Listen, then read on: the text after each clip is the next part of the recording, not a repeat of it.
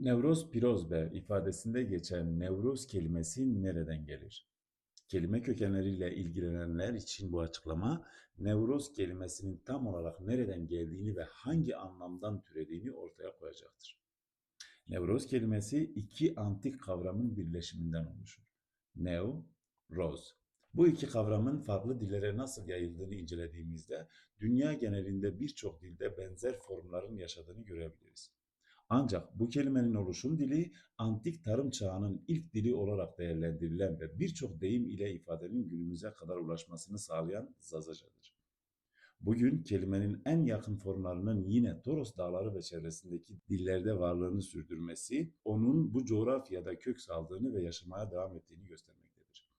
Nevroz kelimesini oluşturan kavramlar ve onların kökenleri. Burada önemli olan bu kelimenin farklı dillerde ne anlama geldiğinden ziyade nevroz kelimesini oluşturan nev ve roz kavramlarının kökenleri ve yayılımıdır. Öncelikle nev kelimesinin dolaştığı bölgelere bakalım. Bu kelime Zazacı'da hala aynı anlama gelmektedir ve çevresindeki tüm dillerde benzer biçimde varlığını sürdürmektedir. Ayrıca Latin dillerinde Yunanca kökenli olduğu düşünülerek neo formunda kullanılır. Bunun dışında İspanyolca nuevo, İtalyanca nuovo, Fransızca nuevao, İngilizce new, Almanca neu ve daha pek çok dilde hem okunuş hem de anlam açısından aynı ya da aynı kökten türemiş biçimde karşımıza çıkar. Antik kavramlar tarım çağı öncesinde şekillenmiş ve tarımla birlikte dünya genelinde yayılmıştır. En temel ve en işlevsel kelimeler zaman içinde geniş bir coğrafyada varlığını sürdürmüştür.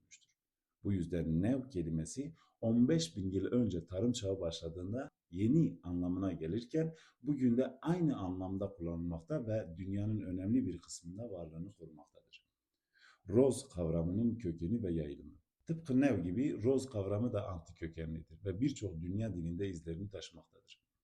Aslında bu kelime roj formunda doğmuş olup daha sonra İrani dillere geçtiğinde bölgenin fonetik yapısına uyum sağlayarak sondaki C harfi mutasyona uğrayıp Z'ye dönüşmüştür. Roj kavramı hem hicri hem de miladi takvimlerde zamanı ölçmek için kullanılmış olup bu yüzden Zazacı'da hem gün hem de güneş anlamına gelir. Önceki videolarımı izleyenler hatırlayacaktır. Tarım çağını başlatan ilk kavramlar tersine okunduğunda da anlam taşır. İşte bu noktada önemli bir keşif yapıyoruz. Zazaca roj kavramını tersine okuduğumuzda jor ortaya çıkar. Bu da İtalyanca'da giorno, gün kelimesinin kökenini oluşturur.